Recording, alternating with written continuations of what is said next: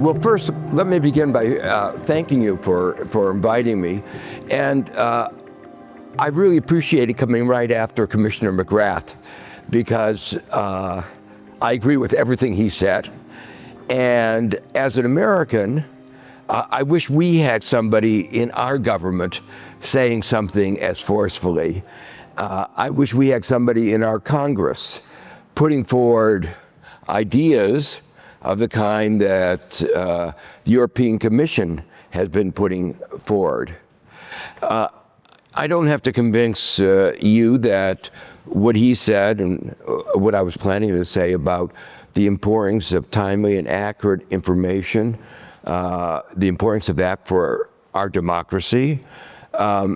It's also critically important for the economy. And I want to begin by putting this a little bit in perspective. The reason that we have higher standards of living today than we did 250 years ago is simple. For centuries before the end of the 18th century, standards of living had been stagnant. Almost no change. And then suddenly, around 250 years ago, they started to soar, to increase. And what was the basis of that? It was, I think, the Enlightenment. The core idea of the Enlightenment was that we could understand nature, the world around us, that we could rationally think about social organization. It didn't have to be what it was that we inherited. We could rethink our social organization. But underlying both the inquiry into nature and into inquiry into social organization was a seeking of the truth, trying to understand what was truthful, and ways of coming to societal consensus about the truth.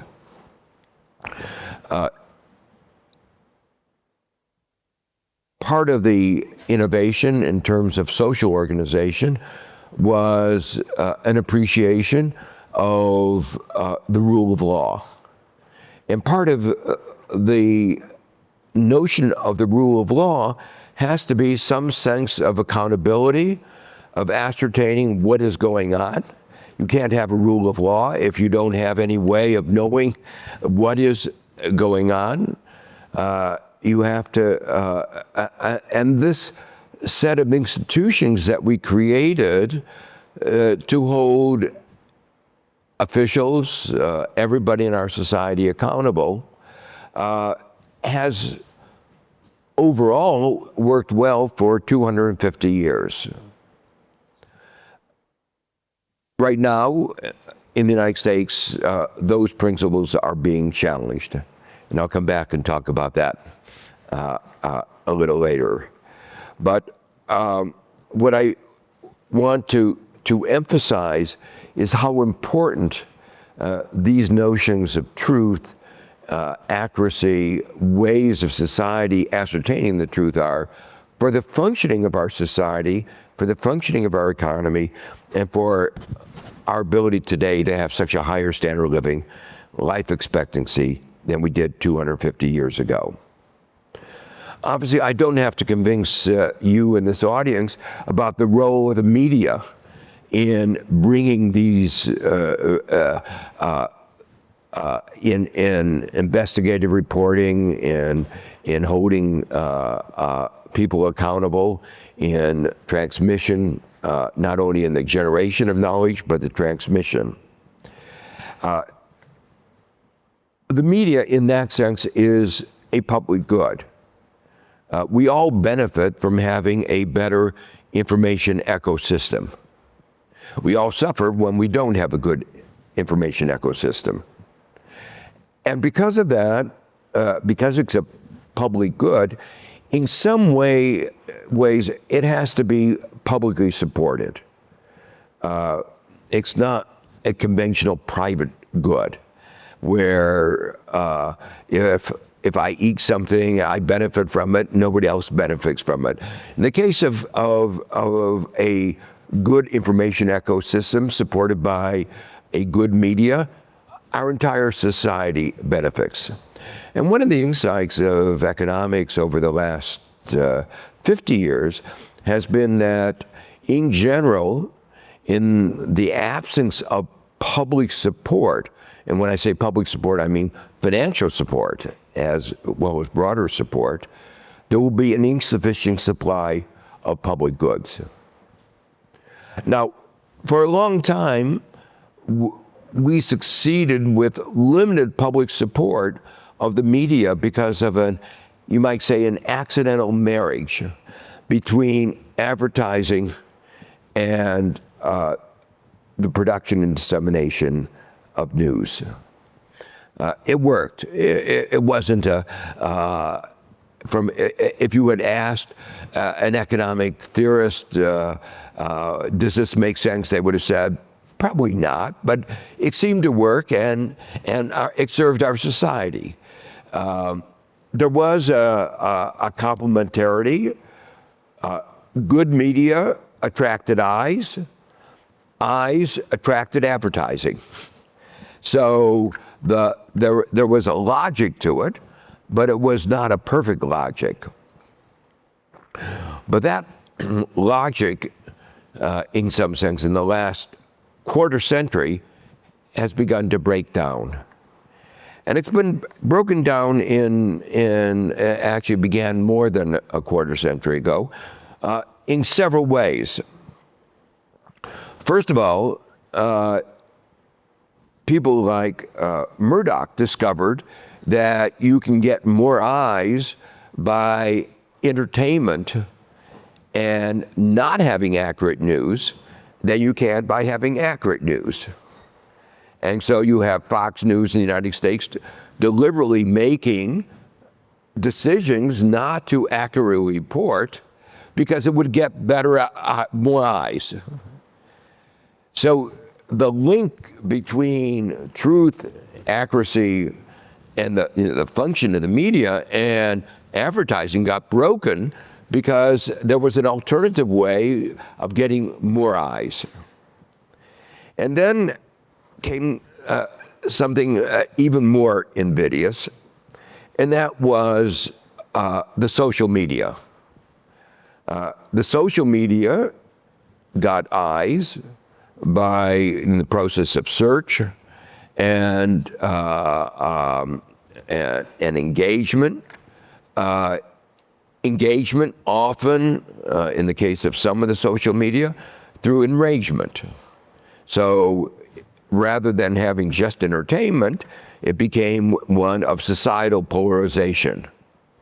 And the object wasn't truth or dissemination of the truth, it was getting, again, more eyes, but for the objective not through a mechanism of advancing truth in any sense of the term, but simply by discovering, partly through the work of economists and psychologists, of what gets people more enthralled, what gets more engagement. So behavioral economics and psychology discovered that you could do a better job of doing it by feeding things that get people really outraged. But there was another component of it. It's not just social media. Search engines also attracted eyes, and they got eyes partly by being a place where people could get news of what was going on. And they decided that it was much cheaper to steal information, to steal news, than to produce it themselves. And that began a massive theft of intellectual property. And the legal frameworks of intellectual property, written 100 years ago, for the most part, were not up to the task. The issue in the United States, we have what was a provision called fair use, it was designed for academia to be able to use ideas from others for purposes of research, small snippets to quote. But it wasn't a business model. But the search engines made a business model out of stealing information from those who were producing it. I know the word stealing is a little harsh, but I think it's the accurate term for what has gone on. All of this is going to become worse with artificial intelligence. And it is already becoming worse, and it's something that all over the world, people are trying to get a better assessment of where this will lead. I say it's worse for several reasons. Most importantly, already, if you want to know what's going on, you ask AI, and it will synthesize all the sources of information and come up with maybe not the best news story, but a summary of what is going on. And so, at least in the context of the search engines, you could see where the original source was. And while most people didn't go back to the original source, they got that little snippet was all they really wanted to know. And so you took what was really a benefit. In the case of AI, typically you don't even know where it comes from. And in some cases, the AI itself may not know where it got that particular piece of information. So the ability of the producers of the original information to get compensated for that, to attract eyes for advertising, has been undermined even more. The implication of this, of course, should be very clear. If incentives to produce information are attenuated by the theft of information, by the fact that you don't know what where the information came from, you're not even referred to the original source, then there will be very little incentive to produce good information. There used to be an expression in computer science called GIGO, garbage in, garbage out. If you don't have a timely and accurate information going in to the AI that it can process, there can't be good information coming out. There's no way it can make up information about what's going on its own. So we are, as a society, at a point of a crisis in our information ecosystem. The incentives to produce good information are being attenuated. But it's even worse than that, because AI has also increased the possibility of mis and disinformation. I mentioned before that there are incentives for entertainment, incentives especially in social media for engagement through enragement. And that kind of engagement through enragement can be enhanced by mis and disinformation. And in fact, in the area of advertising, deepfakes have proven profitable for companies like Meta. That somebody doing an advertising with a deepfake saying that this person a very successful person recommends that you buy that product can help sell the product and generate revenue for the social media. it's virtually impossible for an ordinary citizen to be able to distinguish between the deep fake and truth. Making matters worse, in the United States in the mid-1990s, we passed a law that Section 230 of the Childhood Pornography Act that removed accountability for the social media, for the platforms. The argument at the time were these new technologies were nascent, they needed encouragement, and accountability would would dampen their success. I thought it was wrong at the time, but let me say, I was chairman of the Council of Economic Advisors at the time. This critically important piece of legislation was never discussed within the White House, within the economics team in the White House. It was a childhood pornography bill.